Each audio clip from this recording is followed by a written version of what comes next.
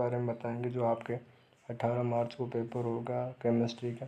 उसके अंदर जो इतने भी इम्पोर्टेंट टॉपिक्स हैं और क्वेश्चन हैं, जितने भी महत्वपूर्ण प्रश्न है वो मेरे पास है, वो आपको बताऊंगा।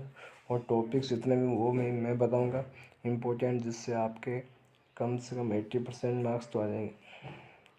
80% मार्क्स आ जाएंगे इनसे, और यही पेपर में छपेगा गारंटी के साथ। आप इनमें पढ़ लेना, ध्यानपूर्वक रख लेना, कैसे पढ़ना वैसे पढ़ लेना। मोस्ट इम्पोर्टेंट पर्सन है और टॉपिक है, याद कर लेना। 18 मार्च को यही छपेगा, तो देखते जाना मेरे साथ। मैं आपको बता रहा हूँ मोस्ट इम्पोर्टेंट ये है, जिसके अंदर देखो आपका क्वेश्चन है। फर्स्ट क्वेश्चन ये 7 नंबर यहाँ पर, लेकिन आप देखिए किसी धातु की चालकत्व किस पर निर्भर करती है। कोई धातु उसकी चालकत्व जो सी होती है वो किस पर निर्भर करती है, तो वो धातु की आंसर इसके धातु की प्रकृति एवं संरचना पर, प्रति परमाणु संयोजी इलेक्ट्रॉनों की संख्या पर, ताप बढ़ाने पर चालकत्व कम होता है।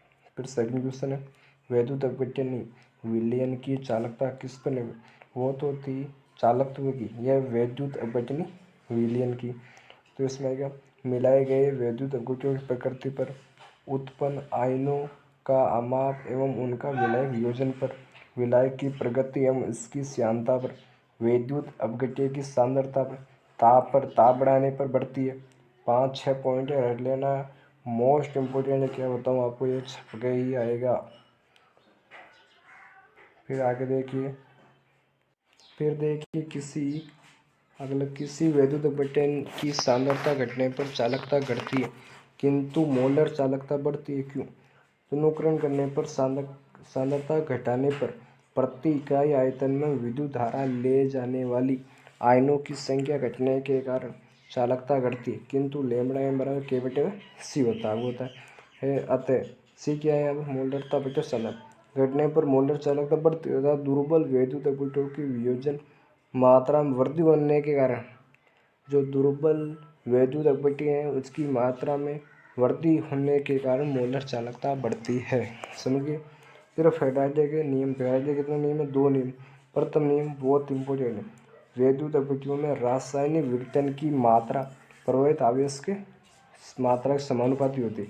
डब्ल्यू समानुपाती क्यों होता है, तो बाद में आ जाएगा आपके जेड आई, डब्ल्यू बराबर जेड आई टी, क्यों बराबर कितना होता है आई टी, और समानुपाती हो जाएगा तो जेड आ जाएगा।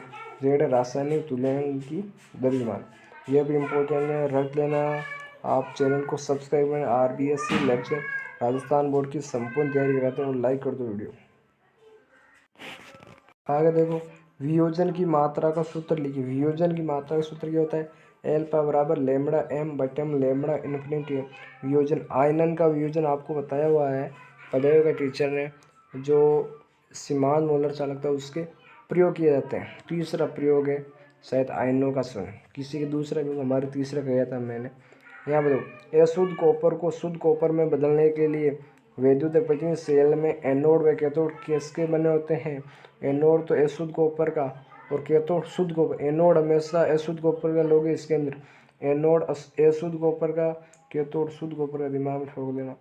एल्यूमिनियम को किसके वैद्युत अपघटन से प्राप्त करते हैं, क्रायोलेट की उपस्थिति में एल्यूमिनियम ऑक्साइड हो तब। 1 मोल इलेक्ट्रॉनों पर कितना आवेश होता है, इसमें आपको अभिक्रिया करानी पड़ती है, लेकिन यहाँ पर सीधा 96,487 फेराड। कोई लिखते हैं 96,500 फेराड, तो चल जाएगा राउंड फिगर में। फिर देखिए मोस्ट इम्पोर्टेंट में एक है, वैद्युत रासायनिक सेलों का व्यापक उपयोग लिखिए। ये पूछा जाता है, 2-3 बार पूछा गया। विलयनों की पीएच याद करना, विलयनों की पीएच याद करना, साम्यावस्था स्थिरांक याद करना, विलेयता गुणनफल याद करना, विभवमितीय अनुमापन में इनमें किया जाता है। इम्पोर्टेंट में, क्या आप जिंक के पात्र में, ये देखिए, क्या आप जिंक के पात्र में कॉपर सल्फेट का विलयन रख सकते हैं, नहीं रख सकते, क्योंकि जिंक का मान्य इलेक्ट्रोड विभव ऋणात्मक होता है तथा कॉपर का क्या होता है, धनात्मक होता है। ये तो आपको पता होगा, ऐसे ही बताएगा जब। अतः जिंक के पात्र में कॉपर सल्फेट रखने पर जिंक आयनों Zn+2 में ऑक्सित हो जाता है, जिस कारण नहीं रख सकते। ये भी इम्पोर्टेंट, जितने इम्पोर्टेंट है वो मैं छांट कर आपको बता रहा हूँ, बाकी का क्या बताना है। फिर देखिए, निकिल कैडमियम सेल के उपयोग की सामग्री अभिक्रिया लिखिए। तो इसके देखो अभिक्रिया है वो है कैडमियम सोलिड प्लस में 2 निकिल OH3, ये भी सोलिड में। तो बढ़ जाएगा कैडमियम ऑक्साइड, ये इसके साथ करें कैडमियम ऑक्साइड प्लस में 2 निकिल OH का होल क्वार्ट्स प्लस में H2 लिक्विड। और फिर नेनट समीकरण लिखिए, ये भी इम्पोर्टेंट। नेनट समीकरण लिखिए इसमें ई सेल बराबर ई नोट सेल माइनस में RT बटे में NF नेचुरल लॉग, फिर प्रोडक्ट की सांद्रता बटे में रिएक्टेंट की, या फिर यहाँ पर के भी लिख सकते हैं सामने स्थिरांक।